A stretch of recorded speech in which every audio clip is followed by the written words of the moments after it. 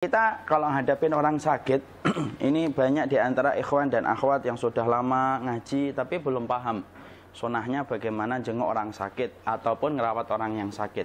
Saya sampaikan dulu, ngerawat orang yang sakit itu pahalanya besar. Kalau menjenguk orang yang sakit sebanding dengan 70.000 malaikat yang mendoakan di waktu pagi dan sore, itu baru menjenguk. Antum bisa bayangkan, kias aulanya, analogi tingginya, gimana merawat orang sakit.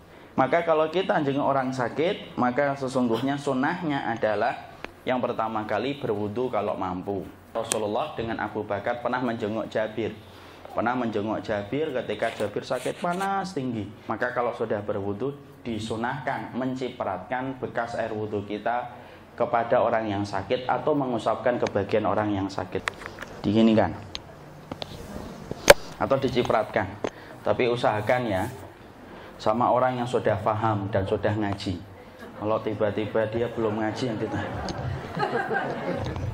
bisa bangkit itu dari tidurnya.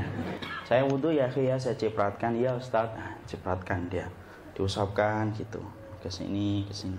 Itu sunahnya karena itu merupakan barokah dari air wudhu yang kita cipratkan. Lalu kemudian kalau yang datang banyak, tidak usah semuanya nyipratin, cukup diwakili satu saja. Maka kalau kita kemudian datang orang sakit, disunahkan memegang tubuhnya, ya, karena Rasulullah itu memegang tubuh orang yang sakit dan secara psikologi memberikan ketenangan dan efek kedamaian. Gitu, ini sunahnya. Lalu kemudian disunahkan untuk membacakan surat-surat Al-Quran, karena sesungguhnya Al-Quran itu memang dibacakan kepada yang sakit. Tidak usah marah kalau dibacain ayat-ayat Al-Quran. Memang saya mau mati loh, ya kita kan mau mati.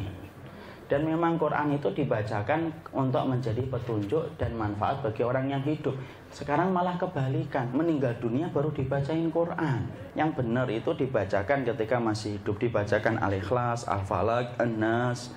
Kemudian kita mendoakannya As'alullahal Azim, Rabbal Arsyil Azim, Ayyashfiyak 7 kali. Aku meminta kepada Allah yang agung, menguasai arsy yang agung supaya menyembuhkan penyakitmu. Diulang-ulang 7 kali karena memang angka 7 itu memiliki hikmah yang banyak. Kemudian disunahkan bagi kita kalau dia tidak mampu, maka kemudian kita membacakan 3 surat. Kalau dia tangannya lemas, maka kita membacakan 3 surat itu. Jazakallahu khair, Pak. Maka kita bacakan Qul huwallahu ahad, Allahus somad, lam yalid walam yulad walam yakul lahu kufuwan ahad. Qul a'udzu birabbil falaq, Qul a'udzu birabbin nas. Masing-masing 3 kali. Kalau kemudian dia lemas, kemudian kita tiupkan. Kemudian kita usapkan ke bagian tubuh yang sakit. Kemana yang dia sakit gitu. Sembari kemudian kita di sampingnya. Kemudian kita membacakan Quran karena memberikan ketenangan.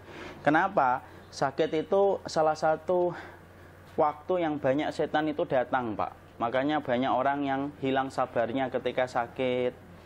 Karakternya jadi berubah total kalau sakit. Banyak kan orang yang dulunya sabar tiba-tiba sakit jadi tidak sabar. Karena memang banyak setan itu datang dalam 2 waktu. Salah satunya ketika dia sakit dan ketika sakaratul maut. Maka setan itu akan pergi ketika tidak nyaman pada tempat-tempat yang dikumandangkan di dalamnya zikir. Kemudian kita ngomong yang baik, Pak. Makanya kan doanya selain As'alullahal Azim, kita mengatakan la ba'sa tahurun insyaallah. Tidak apa-apa, menyucikan dosa, kan gitu. Menenangkan, meringankan. Jangan ngomong yang berat-berat. Sakitnya apa, Mas? Ini batu ginjal. Kemarin tetangga saya meninggal. Atau kemudian kita ngomong yang tidak penting. Wah, ini kamarnya VIP ya. Sehari berapa, Mas? Gitu. 1 juta, Ustaz. Waduh, sudah berapa hari? 10 hari. 10 juta ya. Belum obatnya ya. Nah, kemudian disunahkan bagi kita megang bagian kepalanya sini. Diusapkan di wajah. Ya, diusapkan di wajah begini. Kemudian diusap dadanya. Karena ketika Jabir bin Abdillah itu sakit, maka kemudian Rasulullah SAW, beliau kemudian mengusap wajahnya begini, kemudian dirasakan kemudian dadanya. Sampai-sampai Jabir bin Abdillah itu berkata, sampai Rasulullah wafat pun saya masih merasakan hangatnya tangan Rasulullah ketika mengusap dadaku. Jadi kemudian kita gini sembari kita bacain doa gitu. Ini sesama jenis ya, jangan dipakai untuk yang lawan jenis. Jadi kita begini sembari kemudian kita terus membacakan Quran, mengingatkan kepada beliau tentang wasiat. Wasiat itu harus kita selalu ingatkan. Dan saya ingatkan bapak-bapak dan ibu, wasiat itu merupakan bagian dari sunnah yang hari ini terlupakan. Nulis wasiat, wasiat itu harta apa, kemudian kalau non harta bagaimana, titipkan ke sahabat kita, ke suami kita, atau ke istri kita, kalau memang mau ada anak-anak kita. Dan itu penting karena sesungguhnya semua para nabi, bahkan Rasulullah sendiri pun selalu meninggalkan wasiat. Dan wasiat dirubah bisa sesuai dengan konteks keadaan. Contoh, kita akan berwasiat nanti kalau saya meninggal sepertiga, saya titipkan kepada ustadz itu.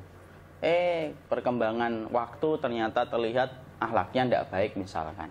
Kemudian kita coret namanya, kita ganti ustadz yang lain. Boleh dirubah kalau wasiat itu. Dan wasiat itu termasuk bagian dari sunnah.